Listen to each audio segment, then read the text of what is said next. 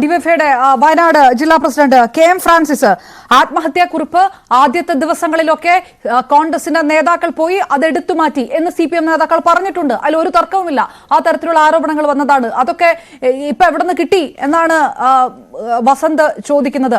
രാഷ്ട്രീയം കളിക്കുകയല്ലേ എന്നുള്ള ചോദ്യം ചോദിക്കുമ്പോൾ CPM ഇതിനകത്ത് രാഷ്ട്രീയം കളിക്കുകയാണെന്ന് രമേശ് ചെന്നിത്തല പറയുന്നു. ഉടനെ രമേശ് ചെന്നിത്തല കുടുംബത്തെ അവഹേളിക്കുകയാണെന്ന് പറഞ്ഞുകൊണ്ട് വയനാട് CPM ജില്ലാ സെക്രട്ടറി രംഗത്ത് വരുന്നു. CPM-നകത്ത് രാഷ്ട്രീയം കളിക്കുന്നില്ലേ? അല്ല, ഇത് കേവലം ഒരു രാഷ്ട്രീയം മാത്രമല്ല. ഇത് യഥാർത്ഥത്തിൽ നമ്മുടെ മനുഷ്യ മനസാക്ഷിയെ ഞെട്ടിക്കുന്ന സംഭവവാസങ്ങളാണ് വയനാട് ജില്ലയിൽ കഴിഞ്ഞ ദിവസങ്ങളിൽ പുറത്തു വന്ന വാർത്തകൾ മനസ്സിലാകുമ്പോൾ നമുക്ക് ബോധ്യപ്പെടുന്നത്. എന്താ ഇവിടെ സംഭവിച്ചത്?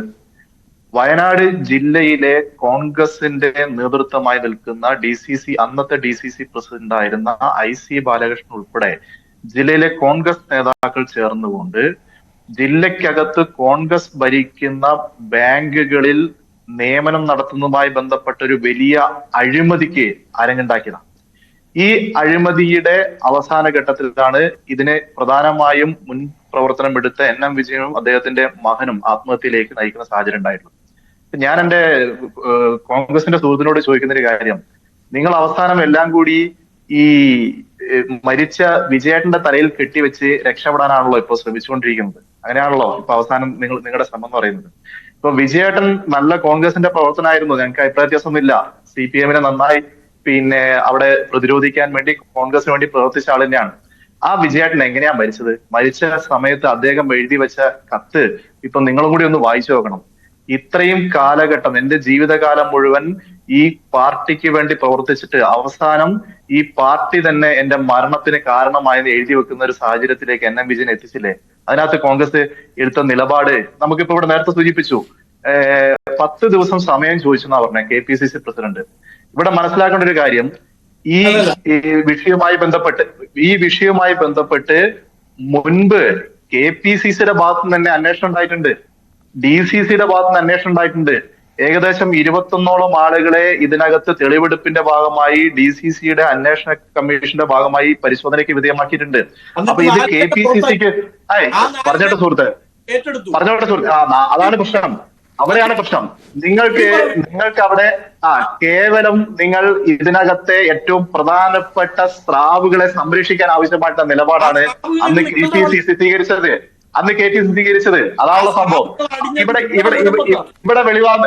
ഇവിടെ പുറത്തു വരുന്ന കാര്യം എന്ന് പറയുന്നത്, യഥാർത്ഥത്തിൽ ഇവരെ സംരക്ഷിക്കാൻ ആവശ്യമായിട്ടുള്ള ഈ പണം കൈപ്പറ്റുകയും അത് പങ്കുവെക്കുകയും ചെയ്ത IC ബാലകൃഷ്ണനായാലും ND അപ്പച്ചനായാലും അതുപോലെ തന്നെ പ്രധാനപ്പെട്ട കോൺഗ്രസിന്റെ ജില്ലയിലെ നേതാക്കന്മാരെ സംരക്ഷിക്കാൻ ആവശ്യമായിട്ടുള്ള നിലപാടാണ് അന്ന് KPCC സ്വീകരിച്ചത്. ഇപ്പോഴും ഈ വിഷയത്തിനകത്ത് വേറെ ആരുമല്ലല്ലോ കത്തെഴുതി വെച്ചത്.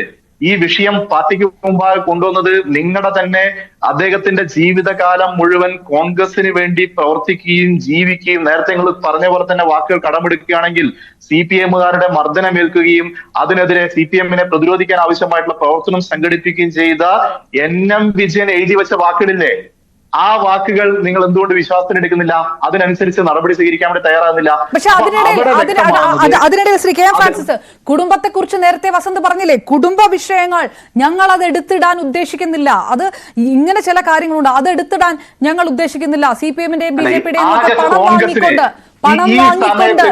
പ്രതികരിച്ച കുടുംബമെന്ന് കോൺഗ്രസിന് ആകെ പറയാൻ കഴിയുന്ന ഒരു കാര്യം ഇതല്ലേ ഉള്ളൂ അപർണെ, അല്ലെ? വേറെ എന്താ അവർക്ക് ഇതിനകത്ത് പറയാൻ കഴിയുന്നത്? ഈ വിഷയത്തിനകത്ത് അവരാകെ കൊണ്ടുവരുന്ന ഒരു ന്യായീകരണം പറയുന്നത് ഇതാണ്, അല്ലെ? വേറെ എന്തെങ്കിലും ഒരു ന്യായീകരണം കൊണ്ടുവരുന്നുണ്ടോ? എനിക്ക് പറയാൻ എന്തെങ്കിലും ഒരു കാരണം എന്ന് പറയുന്നത് ഈ കാരണം മാത്രമാണ്. അപ്പൊ അത് അത്രയും വില അതിനകത്ത് കൊടുക്കേണ്ടതെന്നുള്ളത് നമ്മൾ മനസ്സിലാക്കേണ്ടത്. ഞാൻ പറഞ്ഞതല്ല, എന്തുകൊണ്ടാണ് സംസ്ഥാനത്തെ കോൺഗ്രസിന്റെ നേതൃത്വം ഈ വിഷയത്തിനകത്ത് ശക്തമായ നിലപാട് സ്വീകരിക്കാത്തത്?